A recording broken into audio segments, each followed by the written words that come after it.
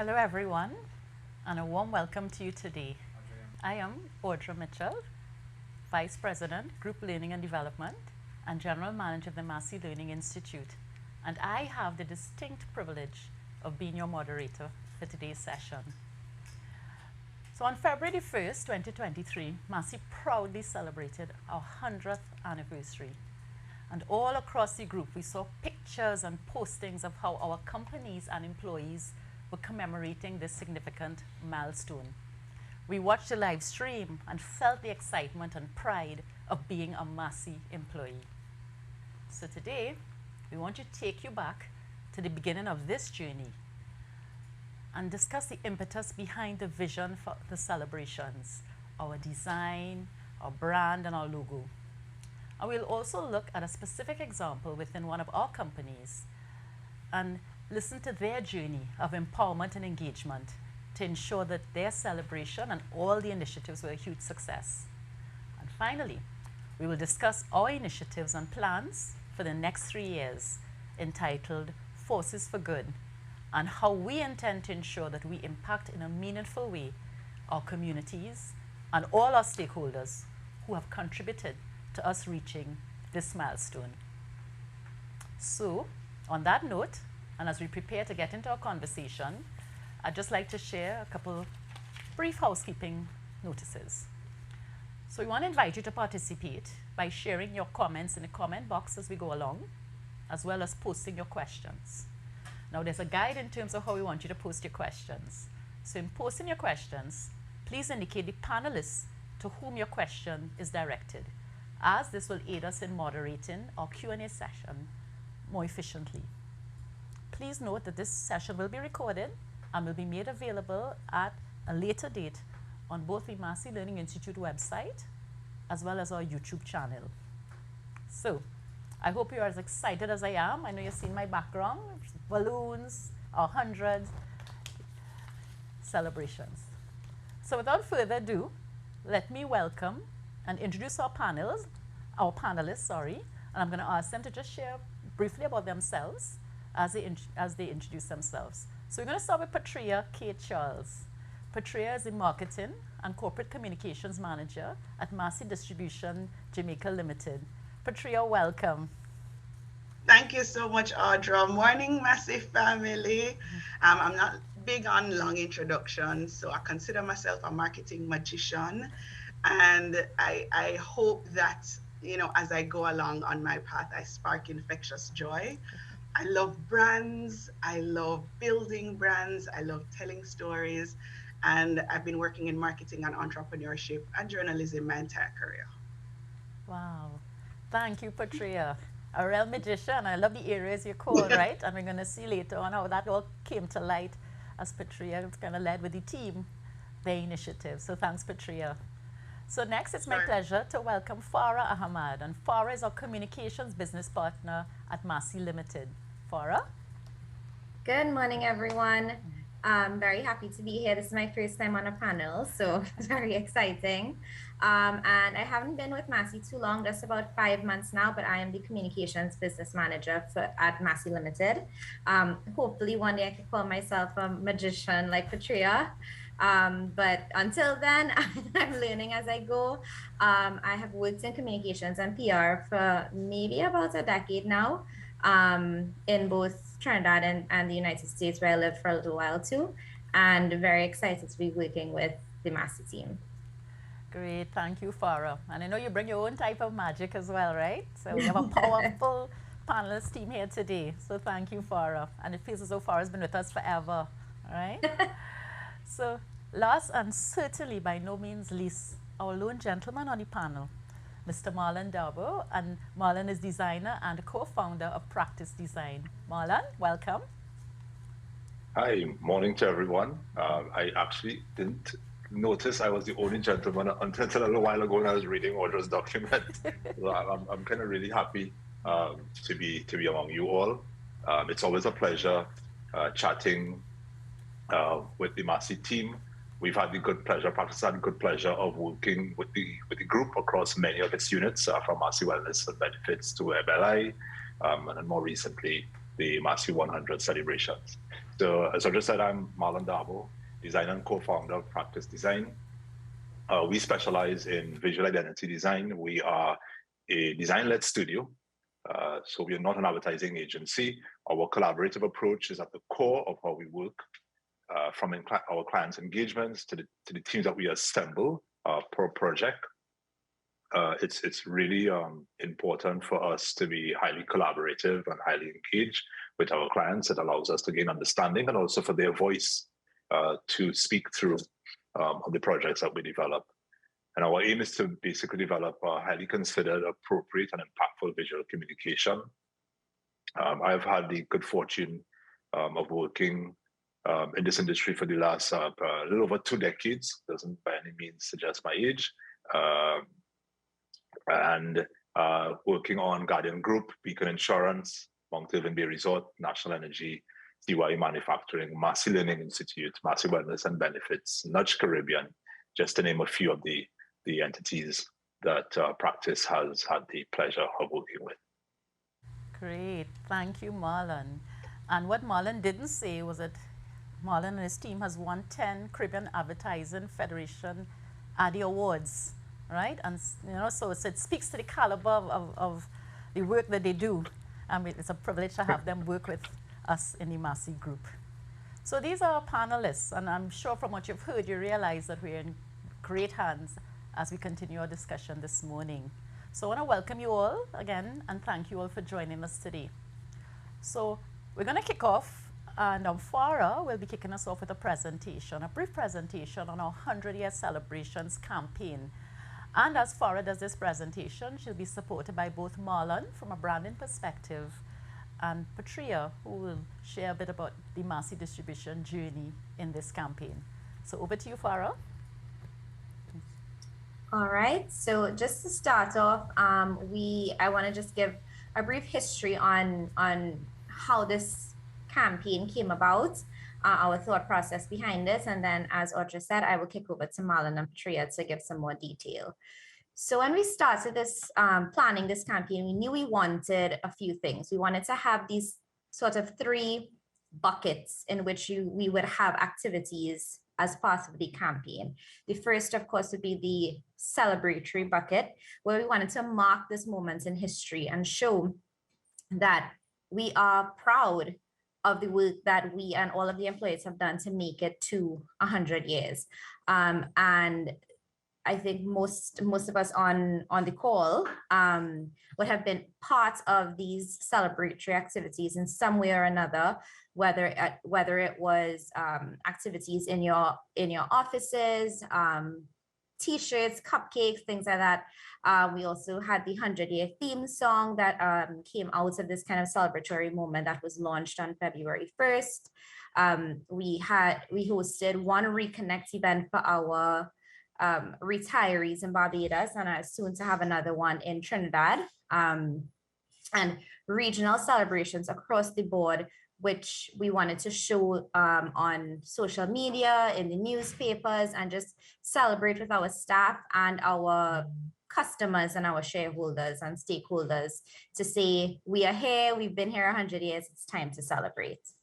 The second bucket, so to speak, would be the empowering bucket. And this is where we wanted to take our new global vision of being a force for good and having a Caribbean heart and find ways to connect that vision with all of our staff. We have 13,000 staff members, and we wanted everyone to feel that they are part of this journey and understand that we could not get here without every one of us. There's no me without you. There's no Massey without all of our staff.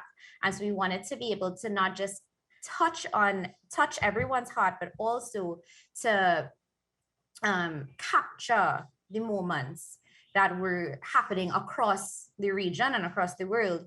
And so part of that was our website. There was a page on the website which we call the message wall, where people posted all of their pictures for all of the celebrations that they were having and videos. And it was really lovely to see, everybody celebrating across the world all at the same time to show that, it really connected us as a community, as a Massey community. And then, of course, we have many other things to come, one of which is a resource center, an online resource center for wellness and self-care, and as well as some other engagement activities that we are planning to launch in a tech environment, which would help to really capture all of our staff and make us all feel as one community, no matter where we are in the region.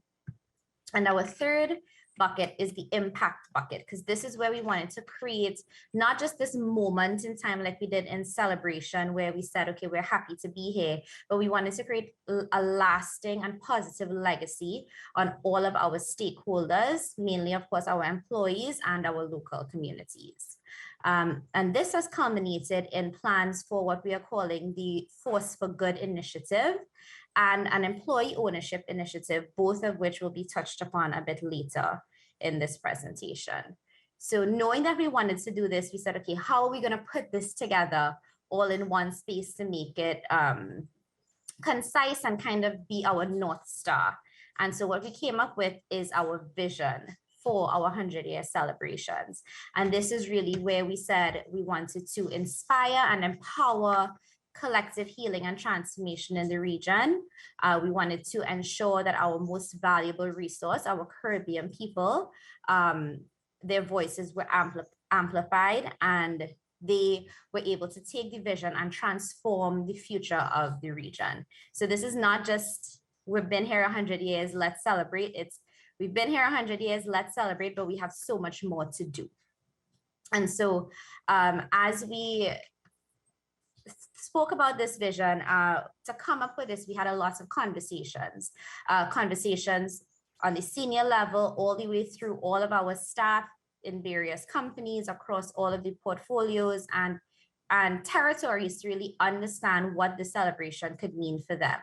And then through that, through the creation of the vision, we, like I said, created our North Star, which with everything that we've done, we said, how does this connect? How do we make sure that we are amplifying this vision, not just our 100-year celebration vision, but the new vision for the group?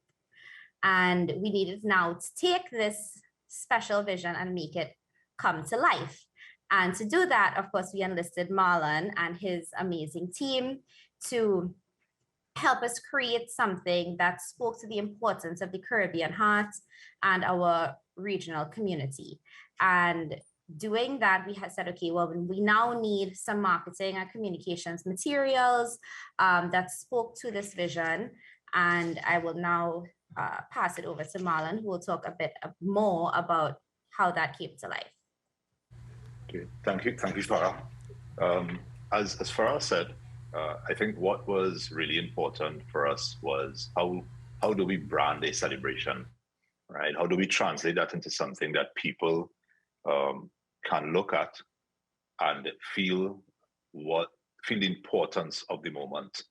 So in thinking about it, there were two key components that we had to consider. One, creating a name, and two, creating a logo. The name obviously had to express and sort of quickly summarize what's the meaning of and the importance of this moment for Massey Group and its stakeholders, both in terms of its staff and other important contributors to this moment and the building of this moment over 100 years and potentially 100 more. So we segmented into two areas, right? Creating a name and creating a logo. And first with naming, we looked at, how do we not just come up with a slogan, but come up with a slogan that's also a name. And through our process and engagement with the steering committee, we came up with this idea of Our 100. And for us, it's a name that acknowledges that the heart of Massey is its people. Our speaks to the fact that it is inherently a collective experience, which means all stakeholders have contributed to this moment. It's also a rallying cry, a suggestion of ownership by the collective. There's this kind of funny moment in our research and developmental work where we felt as if, this is the Caribbean and cricket is one of those ways in which we sort of think about mass celebration throughout the region. It's a thing that kind of connects us all, that we can kind of understand, even though we may have somewhat very subtle differences between each island. And if you think of cricket, 100, when a cricketer scores 100, there's a way in which there's a kind of a rallying cry by the audience, right, by the onlookers. And for us, our became that opportunity to turn it into a rallying cry, a suggestion of ownership, as I said, and to represent the collective contributors. This idea of we are the sum of all our parts, of all our experiences, of all our wins, and all of our losses. And that's what really allowed us then to create this idea of our 100. So when you say it, our isn't only about many, it's about the individual as well, and the importance of the individual. And then the other side of it is we then had to visualize this. How do you take such a, to me, a powerful name and translate it into an identity, something that that is memorable, that expresses significance. And to create an identity that, what we kind of first did is to kind of take a step back, and we use the idea of light as inspiration for the development of the identity. Because our represents the people standing proud. So we're looking at those letter forms and thinking that they are actually people standing, claiming their space, and the light is hitting them. And what is really happening is that it's basically like, the Caribbean light is shining on us and shining through us. Our light shining on the moment, which gives us the shadow which forms the 100. So we are connecting this idea of people and time. So the light creates a shadow similar to a sundial, which represents marking time. And as you know, a sundial and that, sunlight moving around that pole creates shadows. And for us, it was about not a moment that was almost like pause, but a continuation. Because you could always get this sense that this clock will continue to keep cycling, right? Which talks about the future. And that's why the 100 is leaning in the direction of which it is. One of the things that we had to consider is, beyond the logo, how do we then create opportunities to express a Caribbean heart and express this idea of the collectiveness, yeah? And we did that by creating what we kind of call a fabric, and that really is expanding those elements that you see that the 100 is made up of. The 100 is made up of many components, which represents the people and the contributions.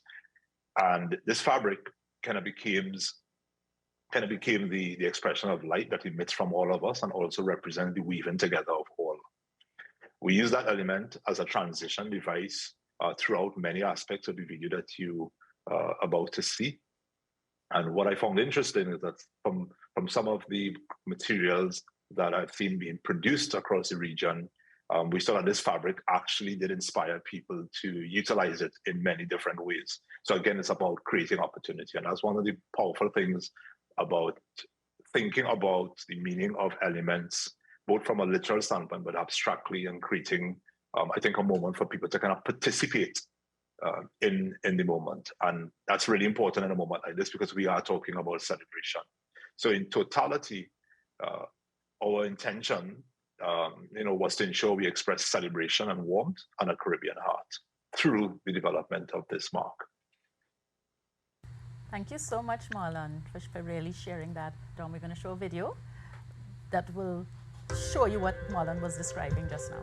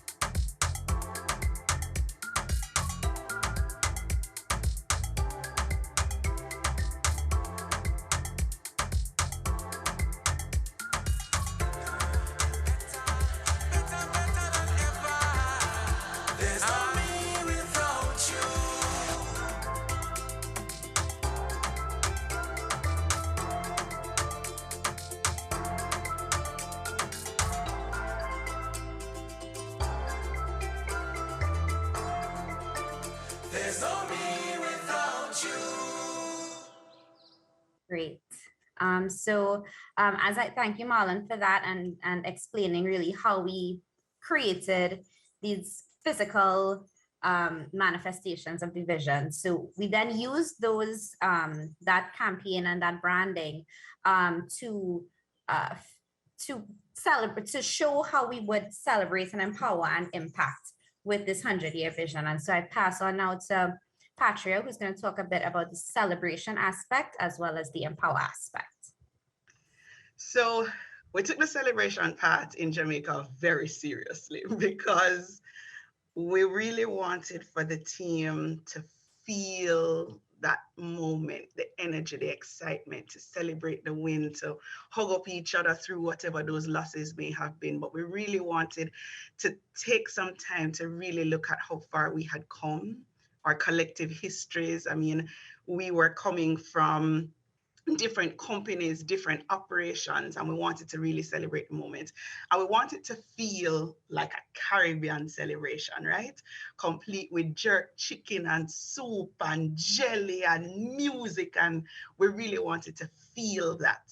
So one of the things that was important to the team that planned was that you would leave the office on the 31st of January, regular work day, and you would come back on that Wednesday morning, that was February 1, to a place that was transformed and felt, oozed that Massy 100 spirit. And so people went home. I mean, the accounts team made it hard for us, because they work until all 7 o'clock in the night sometimes.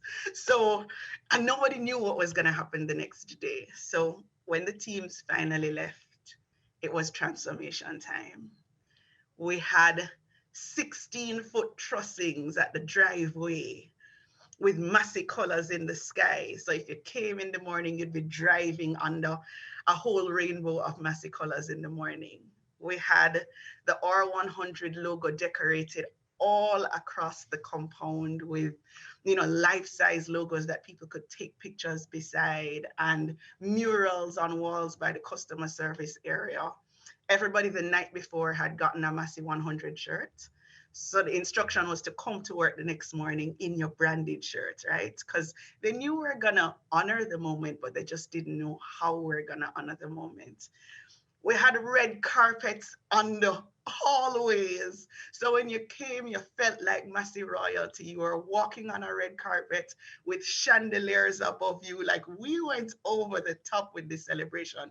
You don't turn 100 twice, and we're gonna milk that 100 for all it was worth. So when you came to work in the morning, the hugs, the smiles, the laughter, the picture taking, the merriment was felt 100%. And then collectively, we celebrated as 13,000 employees across the world. That moment where we all sat together and we watched the video as a collective. We have 4 screens in our lobby, and different offices have TV screens or your laptop or your phone. Everybody was tuned in that one moment to the same video, and we felt connected. We felt connected to our other Massy colleagues, whether they were in Trinidad or they were in Colombia or they were in the United States, wherever they were. We felt in that moment connected to everybody because we were watching the messages together. We were laughing at the jokes together. We all heard the song together and danced to it. We saw our people, right? When those videos came out, we saw people. Some of them were our people from Jamaica, and we cheered when we saw all of that. So that was a really, really nice moment. The celebrations continued throughout the day. Here, we usually do a devotion at the start of the day. It's usually just played music across the intercom. And we did it a little bit differently on that day. So we brought in a gospel artist to come in and perform live with everybody. So we worshiped together, we celebrated together in that spirit. People came out of their offices, we were crowded up in the lobby or huddled up in a little space, and we did that together. And then throughout the day, people just came through and big up Massy and celebrated you on your 100th birthday, and we could hear it throughout the intercom. So the spirit kept on going. At around 12 o'clock, we cut a birthday cake. And we did that with two of our longest serving members. So we have two members of staff who've been with us for 31 years. And they were the stars of the day. So they came and they cut birthday cake and we had that celebration at midnight. And that was really nice. And then towards the end of the day is party time.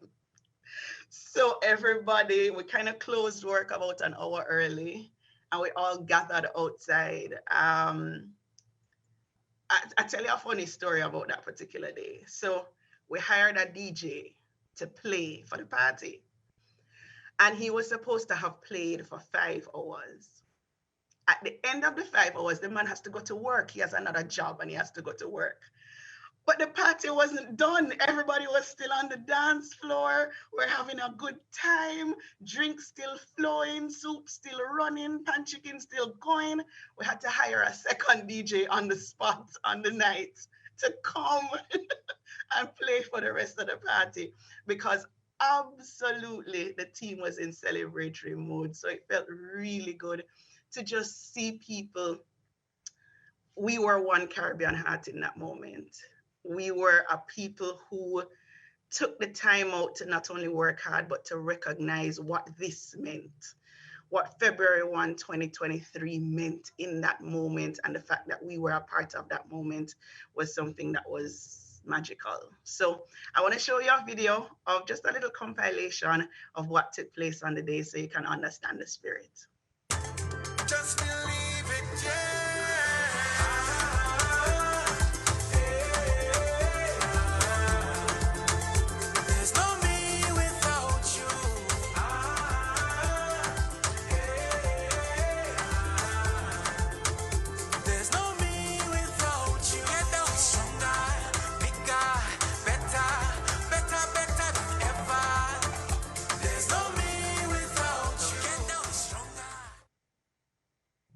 We really did have good fun on the day. Yeah, for sure. For sure. All right, Patria, and if you want to continue on and tell us a little bit after all the celebrations and the fun and the DJs and the soup, how we moved on to the next bucket of empowering staff. So the empowerment part was really important. One of the things that we didn't want was for anybody to feel as if it was a marketing initiative or it was a senior leadership initiative. It was very important for us to have representation on the planning committee from all across the business. So I remember maybe about 4 months before the birthday, I sent out this very clandestine email, this very covert email, subject Operation Yellow. And it went out to 13 members of staff from different sections of the business, warehouse, accounts, there was marketing, the admin office, office attendants, like just 13 people who would have been a really great representation of the collective of the business. And they were told that they were coming to a meeting and all they were told was that it's Operation Yellow. And huddled in that meeting, we discussed the fact that the birthday was coming up and we needed to have some activities that they would plan. Single-handedly, this room of 13 would plan the activities and we wanted to keep it a surprise from the rest of the team. In some instances, senior management included, like we owned our celebration. So I remember the night before we actually had the unveiling on February 1, one of the team members, Kenroy. So Kenroy's day job, he configures containers, right? His job is to make sure that the most amount of boxes can fit in a container or the most amount of cans can fit in a container. That's his day job. And he's never been involved in planning anything like this before. And I remember seeing Kenroy outside at about 3 o'clock in the morning with these papers that he had very carefully cut out and structured and a can of spray paint. And he had clinically worked out where you need to put people in the driveway to make out the 100 sign very symmetrically in the driveway. So he's mapping out this almost 50-foot space with dots on the ground with spray paint. Like he applied his daytime job knowledge to the celebration of Massey 100, and it was a beautiful thing to watch, right? And everybody in their own way. We had two major celebratory activities within that first month. One being the day of the event, the February 1 event, but we also did a church service in collaboration with our sister company, Massey Gas Products. And so the teams kind of split up into those two major activities and planning those major activities, thinking through everything. What are people gonna eat? What are people gonna wear? What's the place gonna look like? How are we gonna take the branding material that Marilyn had done? What do we need to print? Where do we need to put it? So it was really beautiful to see that little team of 13 own the celebration. The other thing with regards to ownership that was unique specifically to Jamaica, I think the culmination on February 1 was the fact that in deciding what we would do for celebrations, there was a guideline from group that said, hey, you have somewhere in the region of $100 to actually do a gift, right? A gift for the team members, some kind of memento, something that's gonna cause them to remember that moment in time. And we're toying around all kinds of gimmicks and, ideas, a mug, a thumb drive, all kinds of things. And our superhero of the world, Merv, who is our AVP of HR, Merv said, why are we going to do these things that a cup can break? Or, the thumb drive 10 years from now, 5 years from now, it's too small. Let's do something that's going to honor the legacy that is 100 years. And we decided that we were going to give everybody shares. Every one of the staff members were going to use that $100 to buy shares in the company for our team members. And it was a hard secret to keep. It was the hardest secret I've ever had to keep in my life, because you knew it was coming, and you knew that for some of my coworkers, it would have been the first time that they owned shares of anything. And that people who would have poured 3 decades of their life into this company, to know that they were going to own a piece of this company was a hard secret to keep, but a beautiful one. And in the moment where Janine, my CEO, announced that your birthday present is actually shares in this company, I think the whole of Carifta, which is our address, erupted. There were tears and hugs and celebration and confetti, and we played the rallying cry song, and that moment was a special moment for all of us.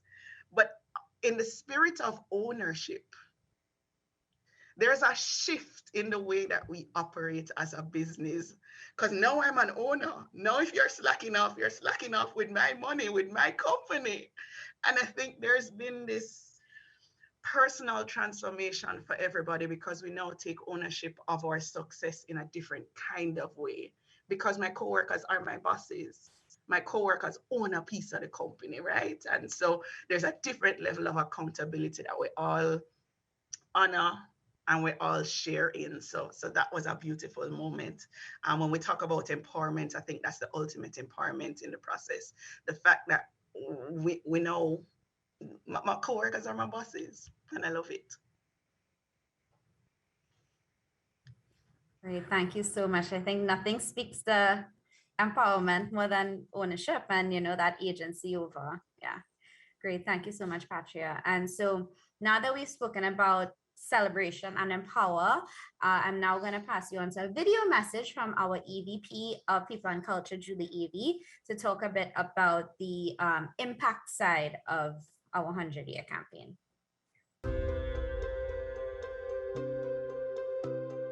Hi everyone, I'm delighted to be here to launch a regional initiative called Forces for Good. As part of our centennial, the Holdings Board approved us committing to 3 very specific things for our 100, all of which include and involve our people. The first one was celebration, which started in February and continues and will continue for coming months. If you haven't seen it, have a look at our website, masseygroup.com, and you'll see lots of the celebrations that have been taking place and will continue to take place. The second thing is empower, where we really are hoping that we can increase the participation of all of our employees in the success of the group. Our dream is for all of our employees to participate in share ownership, and that's something that many brains are working on to see how this can happen during 2023 and 2024. And then the last of our efforts is under the umbrella of impact, which is where we have Forces for Good. Forces for Good is where we are committing to dispersing grants across our region. What we would really like is for each of you to think about causes that you're involved in, causes that you spend time in, whether it is a sporting group, an old people's home, a project that recycles and benefits the environment, whatever it is that you are passionate about, and nominate that to receive a grant of either $2,000 or $10,000 US. It's going to be different in different countries depending on how we are structuring the disbursements, but we really want everyone to have the opportunity to nominate. Once we have these nominations in, we're going to review them, and we are going to put the ones that would qualify out, communicated to everyone so that you can vote and choose which projects are going to be given this money. So once again, I just want to say this is the launch of our Forces for Good initiative. It really is to include all of you in the opportunity of nominating causes where we can disperse grants, and we really want you to help us choose who should get these grants. Thank you for your time. Congratulations on our 100.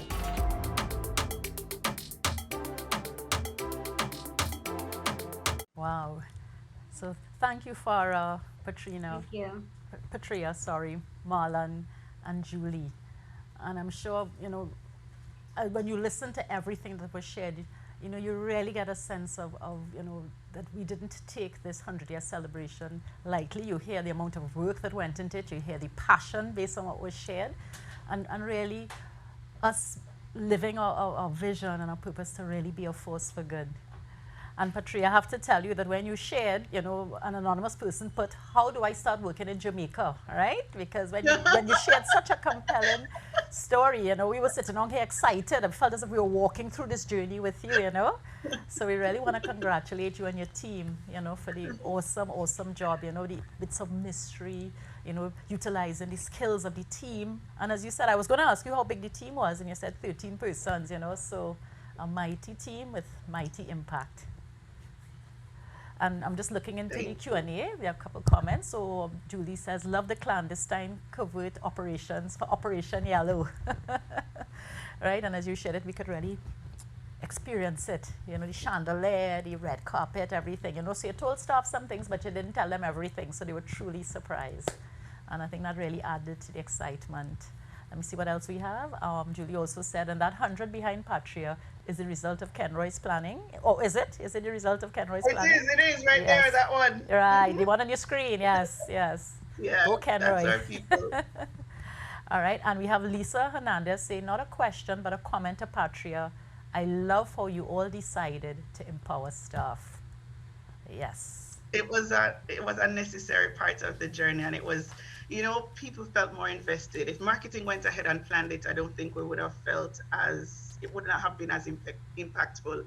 And the emotions really were high, I think, at the end of it all, when we saw a job well done. The team huddled together as the 13 of us and really did celebrate even beyond the celebrations, because when you get people to party beyond 12 o'clock on a school night, on a Wednesday night, you did a good job. So we're very happy about that. Great, thank you. And and the energy and based on what you described, and even as I looked at the live, it reminded me of when we did our rebranding, right? The same sort of excitement and energy, has been reawakened within the group. And so I can't wait to see what we do as we go forward. So guys, we would have heard from Farah firstly, who shared with us the 3 buckets: celebrate, empower, impact, which is really what all our celebration is built around. She shared the vision and how it was created, and as she read that vision, I must say it was really compelling. Really speaking to, as we go into our next 100 years, really being a global force for good, an investment company with a Caribbean heart, and even as Patria shared and Marlon shared in terms of the work they did, we heard and we understood that, right? Marlon shared with us the process and the journey and coming up with the brand and all the elements So we can hear a lot of work went into it, and similarly to with Patria. So we're now going to go into Q&A. And again, we want to encourage you, continue, put your comments. I'm glad we're seeing comments come in, and put your questions, you know. The team is ready and waiting to respond, to share all that was done. So I'm going to kick it off. I'm going to ask Marlon this question. So Marlon, you stated earlier, that one of the challenges at the beginning of this journey was how to brand the vision, right? So my question to you is, as it relates to this, you know, what type of emotion and feeling were you trying to elicit from the brand? Audra, thanks for that. I think, and this comes, I think, from working with the team, because I think, you know, because the team acts as a filter, right? You know, there's 13,000 employees, and we are trying to connect with 13,000 people by having conversations with, let's say, 10 people, right? And it requires a lot of listening. And through the process, I think what was really important for us was this, you know, high sense of optimism, right? And a feeling of pride. And then how is that then articulated into this sense of elation, right? People being really engaged and feel this sense of celebration. And I think that was really key for us, you know, ensuring that that pride was expressed and felt by all. Great, thank you. And just to continue with you before I go on to one of the other panelists, what type of engagement helped with this creative process? So what I think is significant, something that sometimes people can take for granted, and it's something that we don't take for granted at all at Practice, is that the collaborative nature of working with clients. We are just but, I think, instruments for expressing our clients' needs and objectives. And what was really important, I think, for Julie, Katrina is here, and they could speak directly to it.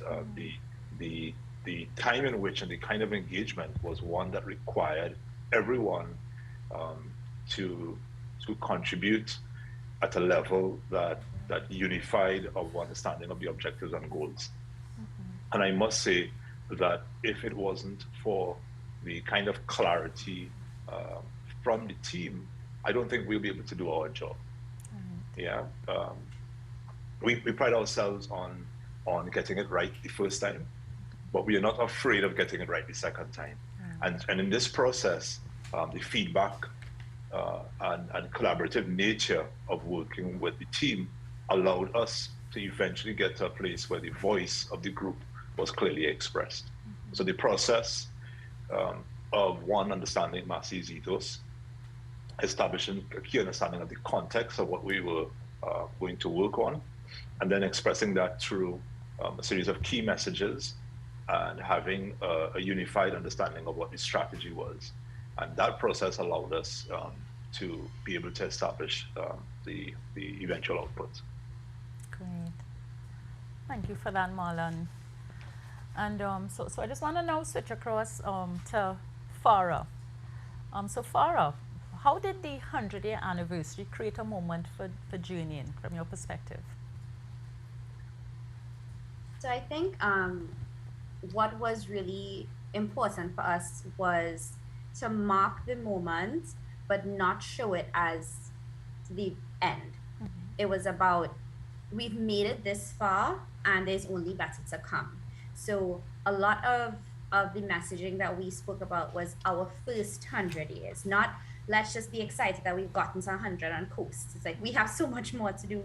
We could create so much. We learn from our past. We have such a large community that we touch with all that Massey does across the portfolios. And so we knew, and that's not just our employees, but that's the communities that we touch, you know? And so I think when just talking about becoming and a journey, there was always this understanding that while there's this moment to celebrate, we also wanted to ensure that we had the empower and impact side of things, where we show that there's so much more to come, there's so much more that we want to do, and there's so much impact that we want to create. And so that really was top of mind with everything that we discussed and planned going forward. Great. Thank you for, and you mentioned the word empowerment, so I want to switch across to Patria, because Patria, when you were sharing, you were speaking about a lot about how through this experience with these celebrations, you actually saw a change in the organization and with the gift that you gave, that people felt that they owned. Do you believe, or how do you believe the anniversary kind of created that shift? So if you could speak a little bit about, you saw a change, so if you could describe a bit about what it kind of existed before, and then with the change that you saw, and the link with the anniversary celebrations that played a role in that. And I can actually quantify it, because one of the things that we do across the group, very critical, is we measure employee engagement, right? Those scores are important. They're that pulse on, how employees feel, how happy are they working at Massey. And our scores have been climbing consistently, which we're very happy about, and it's been deliberate effort. But we actually just did our pulse, and we have 89%, which I believe is the highest in the group, and it's certainly the highest that we have ever had. And it's the way people feel, right? It's a really good indicator, I think. You ask very direct questions. Are you looking for a job somewhere else? Are you happy, kind of a thing? And I think it's a very good indicator of the way people feel, the pride that people feel, the work pride and the connectiveness to Brand Massey. I think Jamaica is a unique environment, because whereas in a lot of our other markets, there are Massey stores, there's a visible retail presence, and the Brand Massey is a brand. The equity of Brand Massey is there because you see the Brand Massey around the other countries. Jamaica is in a unique position because we don't have that. Our Massey gas products operate underneath another brand. It's called Gas Pro. It's not even the Massey colors. A Massey distribution, the brands that we make available in homes, in households across the country, but nobody really makes a connection between this brand is distributed by this company. The company is in the background, like we're the back office. We don't really matter. And so this was one of the rare opportunities that you actually got to celebrate Brand Massey with the name. And the Jamaica rallied around Brand Massey in a way that they don't usually get to. I think people thought I was crazy on more than one occasion when I'm in my car and I hear Stronger Together played by a random DJ on the radio in drive time when I'm going to work, and I'm in the car, stronger, bigger, better. Right? I think it's a beautifully produced song, and we took the opportunity to share it with DJs across the country, and they loved it, and they play it in their regular sets. And I think me being crazy in my car is the experience of my other 240 colleagues when they're in the bus or the car or the taxi or wherever, and they hear their song played on the radio, right? So that empowerment of the brand equity being built of Brand Massey is something that's special for Massey 100 in Jamaica. Great, thank you for that, Patria. And actually that point you had actually leads me, so I'm going to stay with you because it leads me to the next question I wanted to ask, continuing along that vein, around empowerment, right? So what is your advice to managers and teams in empowering and engaging staff members, just based on the experience that you will have had in Jamaica? Get them involved. Totally unrelated, but early in my career, I had interactions with a group here in Jamaica. It's a Disabilities Foundation, totally unrelated. But their slogan was nothing for us without us. And that thing really resonated with me in a deep way. So they said, don't prescribe things for us, right? We are part of this. We are an important part of this. So nothing for us without us. Don't make a decision on my behalf. Include me in that. And I think it's a very important lesson for us to learn as we journey along this path, right? I mean, I remember one of the earliest training courses I did when I came to Massey a couple of years ago. One of the things that stuck out for me was this whole what's in it for me, that same kind of notion, right? Like getting people on board with something because you answer that question, what's in it for me? the empowerment and the involvement are critical parts of the process. We often at Massey talk about co-creating the future, and it's not just words, it's really important. Don't give somebody something that they don't want. Ask them. We have brains, we have sentiment about things, and it's important to ask, right? But that shift that we also made as a company, that Caribbean Heart at the end of our new vision is so important.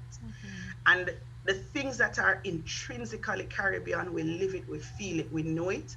And I think it's very important to integrate it into our celebrations. Music, food, dance, hug up, merriment, like that's who we are.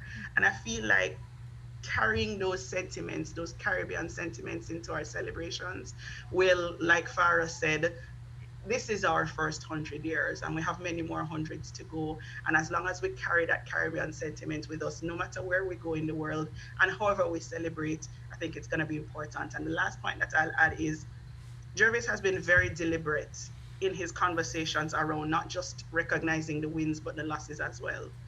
And I think as a company, as an environment where you want people to recognize that they are people 1st. And there will be failings along the way, and that's okay. As long as we learn from them, as long as we come bigger, better, stronger from them, that's okay. And we remove the fear of people wanting to try things because they feel they might fail. I think if as high up as Gervais, right, is talking about celebrating both the wins and the losses, it's a spirit that we can trickle down throughout the rest of the business, that trying is what's most important. Yes. Wow. Thank you for that, Patria. I mean, I love even from the nothing for us without us, which certainly speaks to how the millennials see things, right? In this new generation, right? That they want to be involved, they want to be empowered, right? And I guess by and large everybody, right? But they are very direct and articulate about it. You know, what they're prepared to stand for and not stand for. And even as you said, you know, on the road to success, there is also failure, and it's from the failures you get growth opportunities, right? And it's all part of our journey, right? So I really loved what you said there. And in the chat, there's a comment, Patria, this is from an anonymous attendee. Patria, your spirit is amazing and a true embodiment of a Massey leader, right? So thank you for that. And we have a comment from Deborah Vassell. Thanks, Deborah, as well. The comment is, I was intrigued by the Massey 100 logo when I first laid eyes on it. So it was very interesting for me to now see the how and why behind the design. I'm connected to this logo and to the Massey brand. So thank you for that, Deborah. So because, you know, Deborah's posted something around the brand, and I'm going to go back to Marlon. So we have a question here for Marlon. So Marlon, as a Caribbean designer, what do you think the value is in companies born in the Caribbean for utilizing Caribbean talent to create branding that authentically exudes the Caribbean identity? Tell me if you need me to read it again. Audra, that's a really, really difficult question to answer. And I say that because it is a question that I think most designers, I think across any aspect of design in the Caribbean, have been trying to answer. You know, I've had that conversation with architects, interior designers, even designers working in math. What I think is really important is that if each individual can be true to themselves and listen to the audience, I think by nature of frequency, our ability to express who we are will become very kind of commonplace and very normal. Yeah, I think that, you know, yes, the Caribbean is, to me, think of it young. We are already trying to shape our identity as we build each day.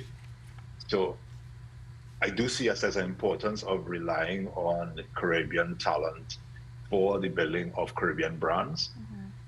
But that's not something that's going to happen overnight, because I don't think it's not clearly theirs yet. The fact is that we are still asking that question, I think also says that we have not necessarily totally defined it as yet. Patria talked about, you know, I kind of wrote, you know, that hug up. I literally wrote that down. The reason why I wrote it down, right, was because when she said it, I was thinking about, when you are thinking about expressing the idea of Caribbean, it, in imagery, what do images symbolize? And the truth is, yes, we are a kind of a hugging culture in the way in which we do it as well, right? And the kind of pat on your back, kind of hug up. And if we can find ways of capturing those nuances as Caribbean people, both in terms of those who are tasked with the creative expressions and others, I think we'll be in a wonderful place. Great. Thanks, Marlon. So what I'm getting from what you're saying is that, we early in the journey in terms of that confidence in that, and we're going to have to keep building and working on it, I mean, and certainly... Yes, and listening, I think, is key to that. Yeah, so tell me some more. Listening in terms of? I think in terms of engagement, which you all have been talking about impact empowerment, right?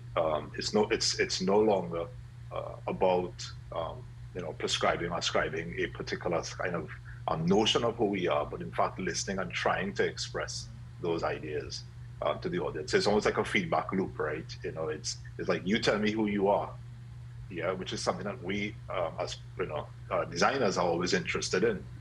Our task now is to translate those ideas into visuals. So really and truly, the essence really comes from the people. Great. Thank you for that. And and I think as you were sharing, what comes to mind is that we are unique in our expression as Caribbean, right? Which I think gives us that added benefit, because you come across a little bit different, right? The energy, the vibe. If you look at even in terms of when you spoke about the elements, what guided you and the team in the creation of our brand, you wanted to capture the things that were the essence to us, the things that people leave cold countries to come down to us for, that energy, the light, the sun, So, yes. So we definitely, and I think if we have the confidence in ourselves, we can definitely. And I think we have. And I'm pausing because I'm thinking, many of our people go away and work in jobs for advertising agencies and companies, and they're athletes, and they perform exceptionally well, right? Yes. And when you look at them, they're from the Caribbean, So Yes. there may be something there that we could leverage and build on, because we certainly have the skills and the brains and the talent, to do that. So Marlon, would you be an advocate for and lead the charge with regards to this, our Caribbean companies, advertising companies kind of leading? Yeah, I think we have been, practice has been, I must say, very inspired by our engagement with the group, because we've had the benefit of engaging with you all in different units. It has allowed us also to take a look at ourselves. And we do recognize that we do have an important role in articulating the Caribbean through image, and through communication.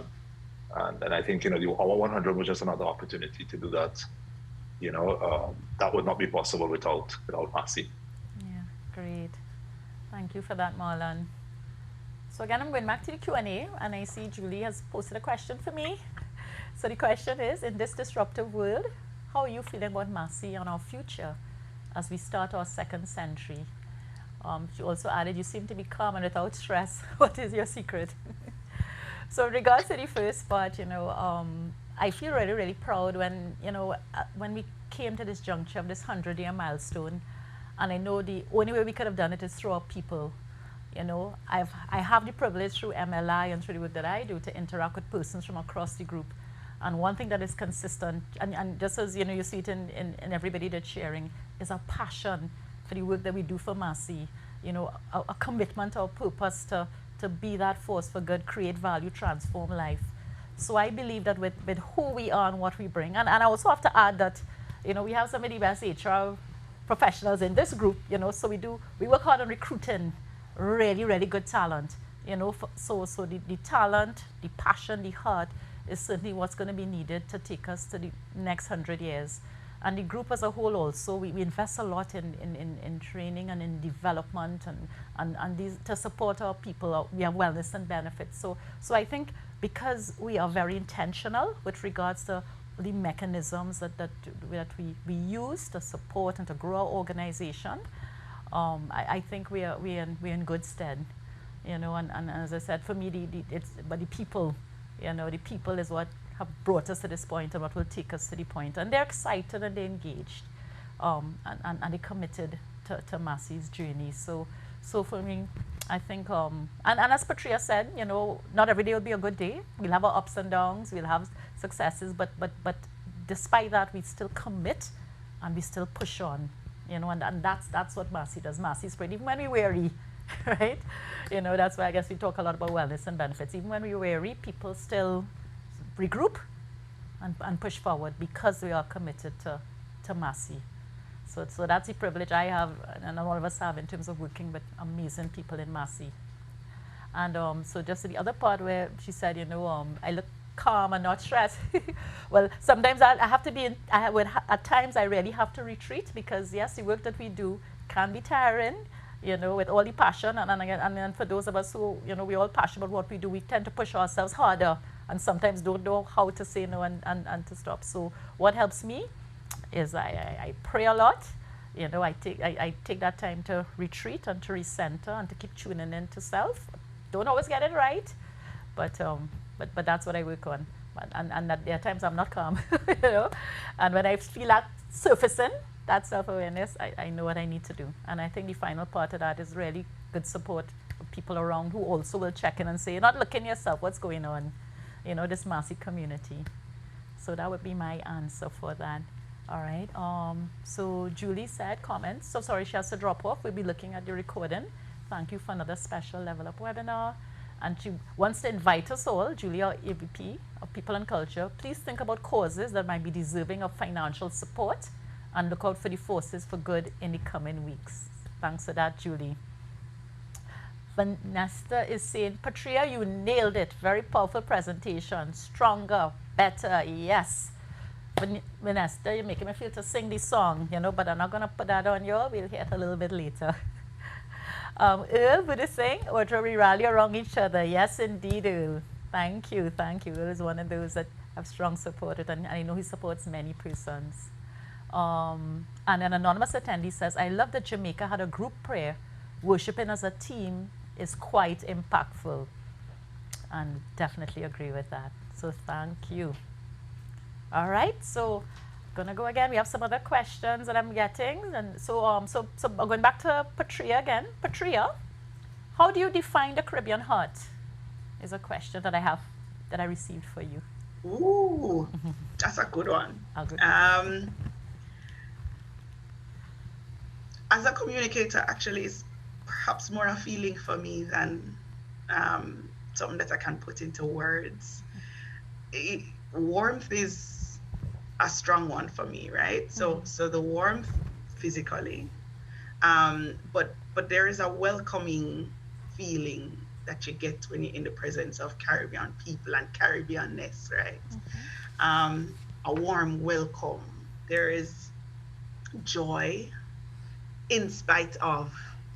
That for me is a lot of the Caribbean heart. Resilience is a lot of the Caribbean heart, because we've been through some tough things and we continue to go through some tough things. And still we press on, right? And we don't just press on, we succeed, we shine. Excellence, execution excellence, I think is a part of the Caribbean heart as well. Like, we're bossy, right? There's this puff your chest, we are Caribbean thing that's unapologetically, we are that too. The goal of a company from a small Caribbean to decide that I'm going to buy 7 supermarkets in the United States, how dare you? How dare you? But we do it because that's who we are. And you buck your toe. There's an expression in Jamaica that I've always found hilarious. And at sports days, when little kids get together and they say, we're gonna win. And then your team loses, there's actually a nationwide chant that we all know that says, we no feel no way. We no feel no way. Like, 2 seconds after you're saying, I'm gonna win, and you don't, you brush yourself off with immediacy and you keep on pushing. And I think that's a part of the Caribbean spirit. So when you describe that Caribbean heart, it's all of those things. It's that kaleidoscope of niceness that I'm happy. I'm happy. I'm Caribbean, and I'm happy to be a part of this great Caribbean company. Wow. But every time you speak, I'm saying wow. So I don't sound redundant, but yes, so well said, and I want to say, Massy Jamaica in the house. So we have a comment here from Merv. Love my Oh. Massy family. It is such a joy to work with such amazing people across the region. Indeed, we are stronger and better together. Well said, Merv. I have to big up Murph, Big up, big You up. have HR. I have Yes. to big up Murph, man. You have Big up, big HR, you up. have HR. Hmm. And in a lot of instances, HR has been, when you want to fire somebody, you go find HR. When senior management want to fire somebody, in other companies, you go find HR. And I think Merv mashed down that lie. And I have to big her up. She's a big part of the celebration and a big part of the empowerment because last year we would have promoted 11% of the whole staff, right? People feel connected to their jobs, they feel fulfilled, they feel like Massey sees them as people first. And I think the HR team leads a lot of that. We do a lot of things, we celebrate everything.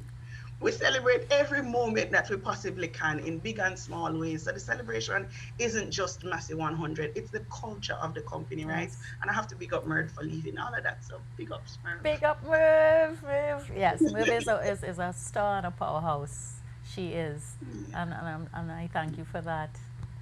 And Deborah says, I can attest to that warmth Patria speaks about, especially when I visit the team at Massey Distribution. So Deborah is, she's aligning with exactly what you're saying. She can feel it, and we can feel energy. Love that.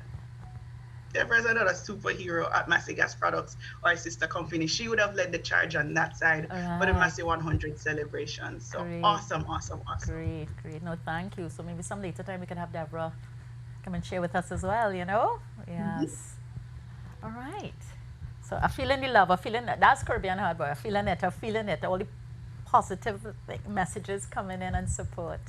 That's what makes us special as Massey. So my next question is to Farah. So Farah, from Katrina, the message question is from Katrina. Massey spans across multiple cultures and languages. What was done to be inclusive of all of these?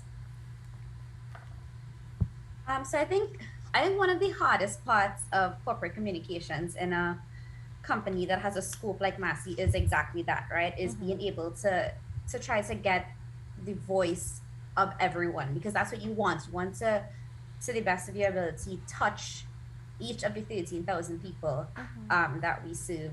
But I think throughout the entire campaign planning and the process, a big part of it was how do we, as best as we could, ensure that every voice is being heard. And so I guess similarly to Patria's Operation Yellow, though we didn't have such a cool name, we try to find a cross section across the group. So in terms of territories, portfolios, your level within the organization, we did had a lot of conversations leading up to the planning phases, and trying to just understand what this anniversary meant to everyone.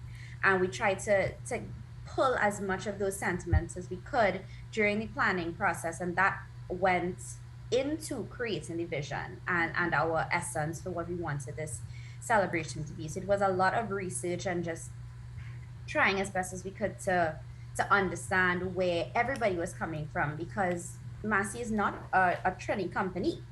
Massey is a regional company with a Caribbean heart. And so we wanted to make sure that that Caribbean heart was pulsing through all that we did throughout the entire engagement. And then I think even when it came to how we would then use the materials that Marlon and his team created, it wasn't okay, corporate services decides what happens and then we just tell everybody to do it. That is a very old school mentality that Massey has done away with. And so to Patria's point, to her team and all the other teams, it was like, okay, we've created this messaging, and these materials out of these conversations, but you know the best way to celebrate with your team. You know the best way to celebrate with your culture, not just your country's culture, but your company's culture, and it would be different across the different companies, even within the same country. And so what we really wanted to do was just give the tools to the teams, and then have the teams say, okay, well, y'all know, we don't know. So have fun with it and do what you think would be best to create this celebration and to create this empowerment and impact across the entire group. And I think understanding and appreciating that we have our part as corporate services, but then the teams, they know better. Yes. So let them run with it. It shouldn't come from us because they know. And so I think that type of mentality throughout is what helped us, for the most part, to be Caribbean and not just have it come from the top. Great, thank you for that, Farah. And in your response, it actually leads on to another question I wanted to ask. So as you rightfully said, at a corporate level, we can't dictate to the companies. Everybody knows their culture, they know what works, they know the best communication mechanisms.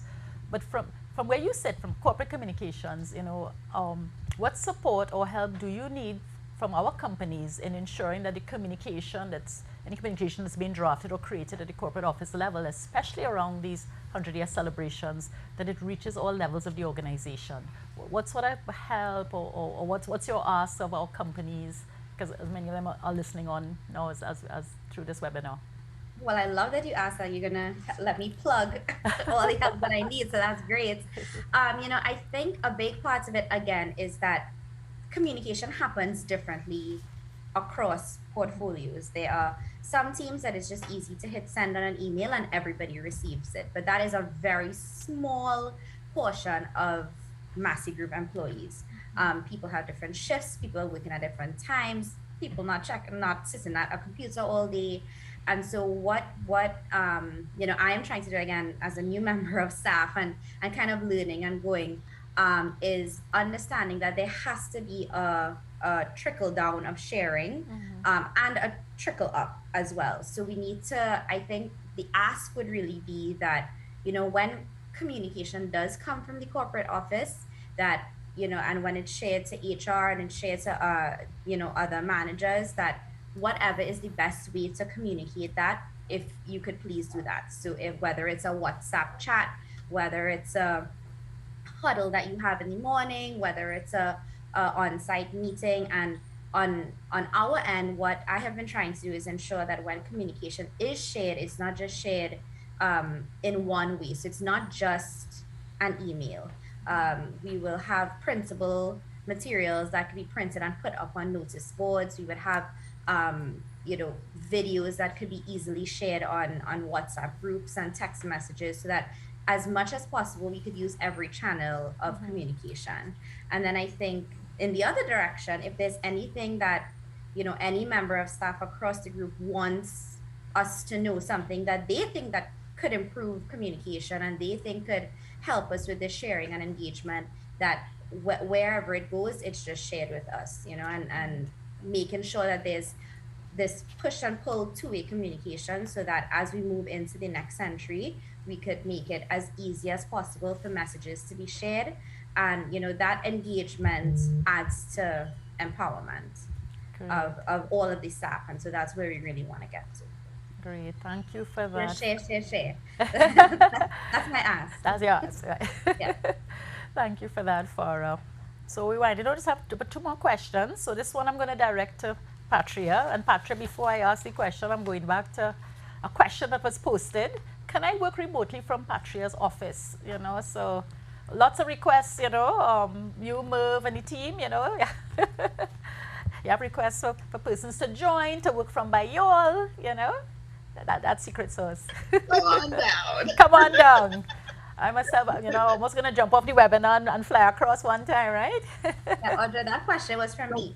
You have to come with your good vibes. Okay. But it's true.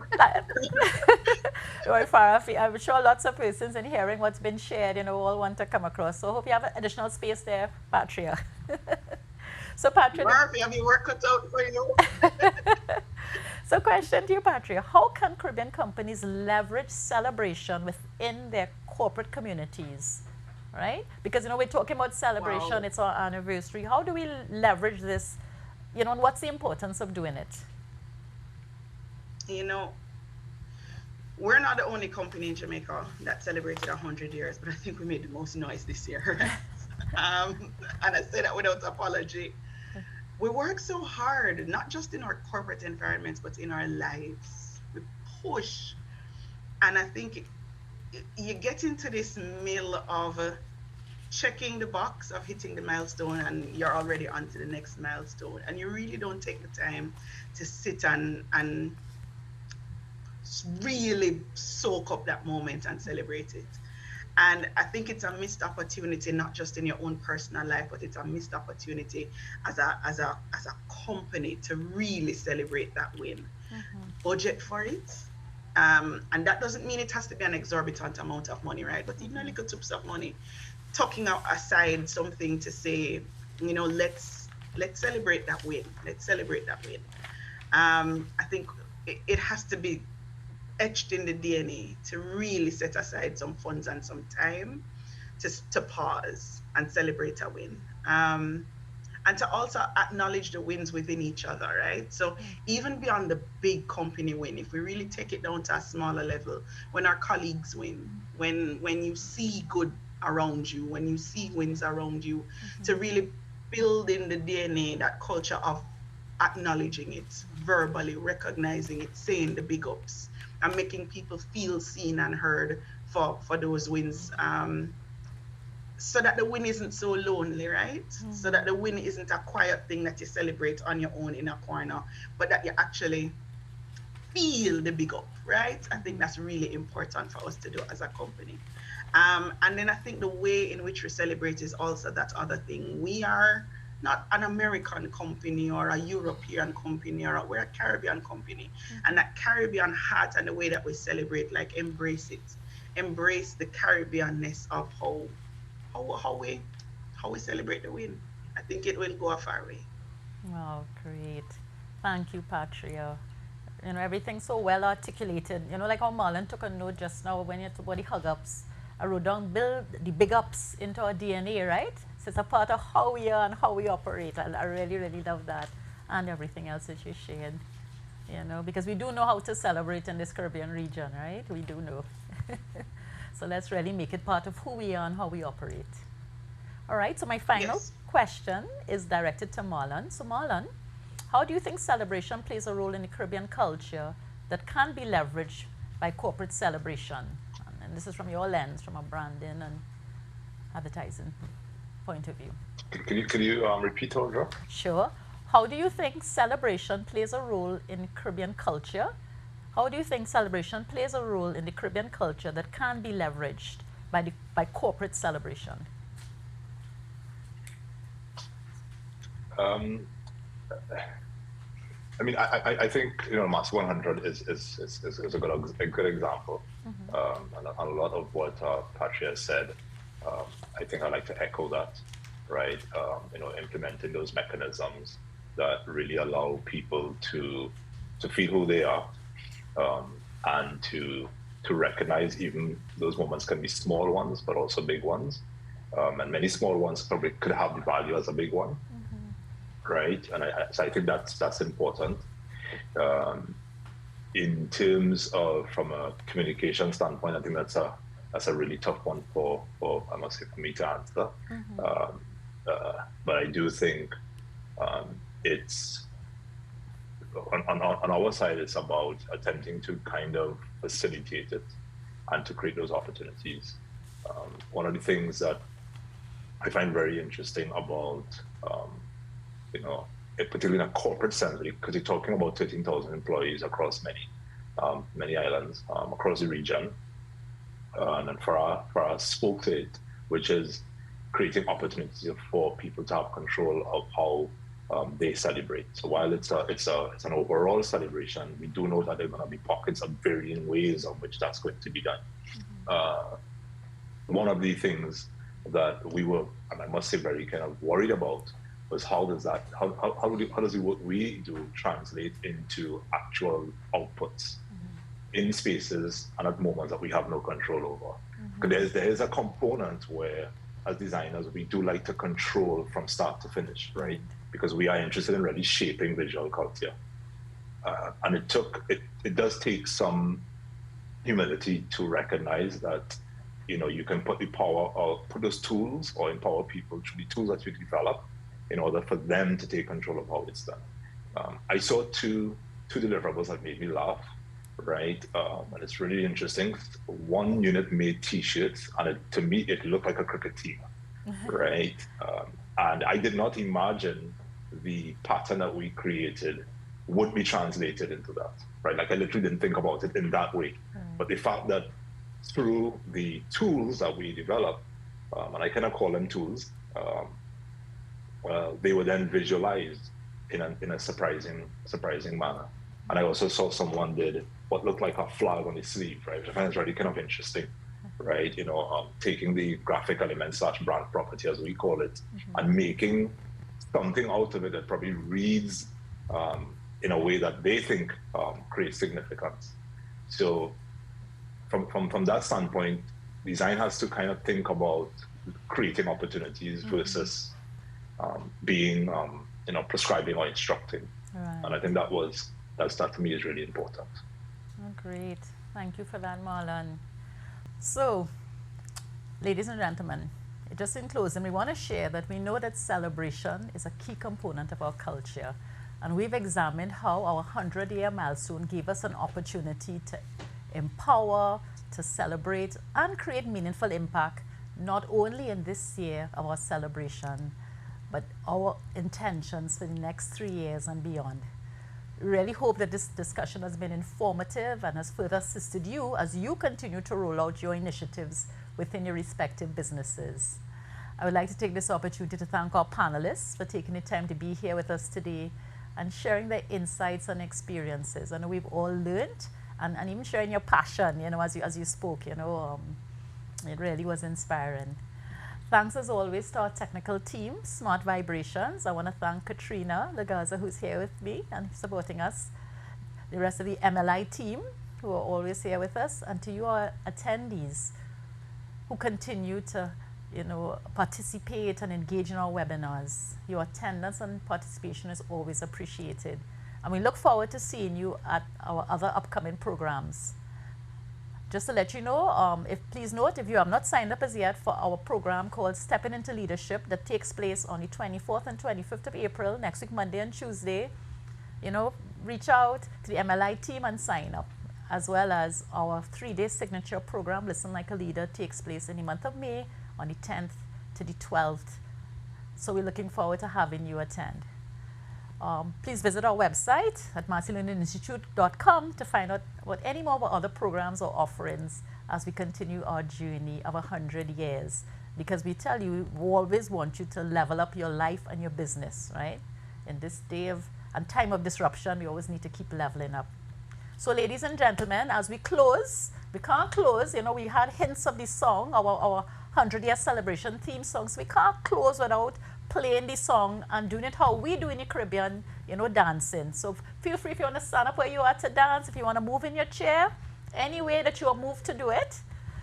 Join us as we sing our 100-year theme song, because as we kept saying, we're stronger together forever.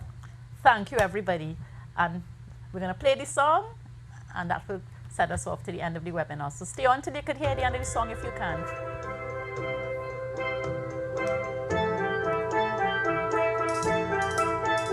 So grateful for your sunshine. I feel a movement taking over. Lean on me, you'll be alright. When I need you, I'll find your shoulder. When I see me, this is magic guarantee.